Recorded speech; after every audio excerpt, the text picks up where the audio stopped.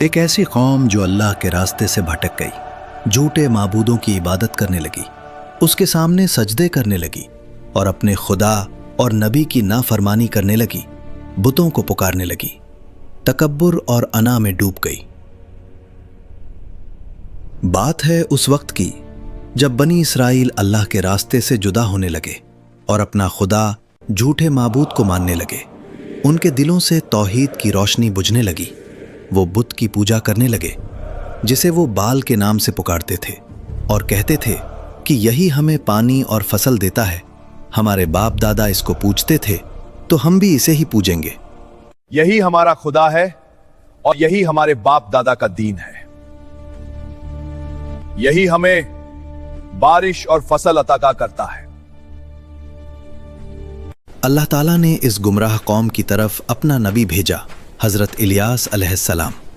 حضرت الیاس علیہ السلام نے اپنی قوم کے لوگوں کو اللہ کی طرف بلایا اور فرمایا، اے میری قوم، اللہ ہی تمہارا رب ہے، وہی تمہیں پیدا کرنے والا ہے، وہی تمہاری زندگی کا مالک ہے، تم اسے چھوڑ کر جھوٹے معبودوں کو کیوں پکارتے ہو؟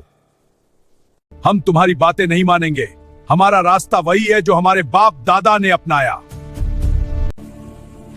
اللہ ہی تمہارا رب ہے، جو اسے چھوڑ کر دوسروں کو پوجتا ہے وہ اپنے ہی نقصان میں پڑ جاتا ہے۔ یہ دعوت صاف اور سچی تھی، لیکن گھمن میں ڈوبی ان کی قوم کچھ سننے کو تیار نہ تھی۔ ہم تمہارے پیغام کو نہیں مانیں گے، اگر تم سچ میں اللہ کے رسول ہو تو کوئی نشانی دکھاؤ۔ حضرت الیاس نے فرمایا کہ جب تک میں دعا نہ کروں گا اس زمین پر ایک بوند بارش کی نہیں گرے گی، نہ ہی ایک قطرہ اوس کا ٹپکے گا۔ لوگوں نے ان کی اس بات کا مذاق بنایا۔ تم ہمارا کچھ نہیں بگاڑ سکتے، ہماری مدد بال کرے گا۔ حضرت الیاس علیہ السلام نے اللہ سے بارش روکنے کی دعا کی، بارش رک گئی، یہاں تک کہ مہینے گزر گئے، سال گزر گئے، لیکن بارش نہیں ہوئی۔ وہ روز بال سے گہار کرتے کہ بارش برسا دے۔ اے میرے معبود بال، تو ہمیں بارش عطا کر۔ لیکن بارش نہ ہوئی، ندیاں، کھیت، نہریں سب خشک ہو گئے، لوگ بھوک اور پیاس کا شکار ہونے لگے۔ لوگوں کو شک ہونے لگا، شاید بال جھوٹا خدا ہے۔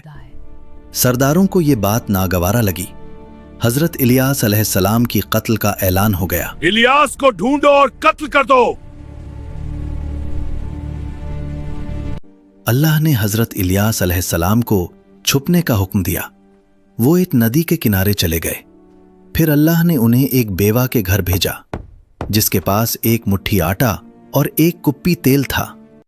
حضرت الیاس علیہ السلام نے اس بیوہ سے کہا، پہلے میرے لیے روٹی بنا، پھر اپنے اور اپنے بچے کے لیے بنانا۔ عورت نے یقین کے ساتھ ویسا ہی کیا اور اللہ نے اس کے آٹے اور تیل میں برکت ڈال دی۔ قحط کے باوجود بھی اس کے گھر سے کھانا ختم نہ ہوا۔ 3 سال بیت گئے، قحط ابھی بھی اپنے عروج پر تھا اور قوم تباہی کے دہانے پر۔ کوہ کرمل پر پوری قوم اکٹھا ہوئی۔ ایک طرف سبھی جھوٹے سردار کھڑے تھے اور دوسری طرف حضرت الیاس۔ حضرت الیاس علیہ السلام نے لوگوں کو فرمایا کہ چلو آج فیصلہ ہو جائے۔ تم اپنے رب کو پکارو اور میں اپنے رب کو پکاروں گا۔ آج فیصلہ ہو جائے گا کہ کس کا رب سچا اور کس کا جھوٹا۔ وہ بال کو پکارتے رہے لیکن کوئی جواب نہ ملا۔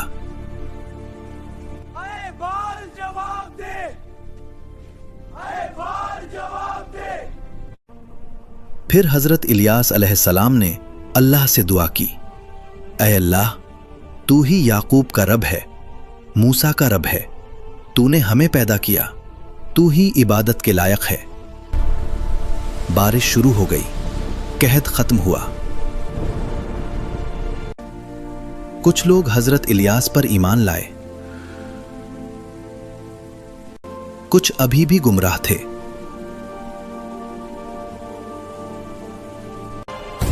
अल्लाह ने मोमिन की हिफाजत फरमाई और काफिरों को तबाह व बर्बाद कर दिया।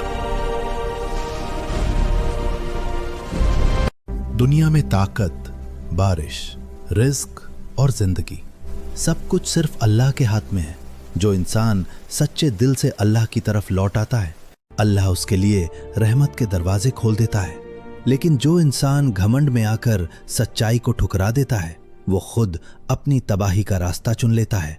यही हजरत इलियास अलैहिस्सलाम की कहानी का पैगाम है कि इबादत सिर्फ अल्लाह की होनी चाहिए।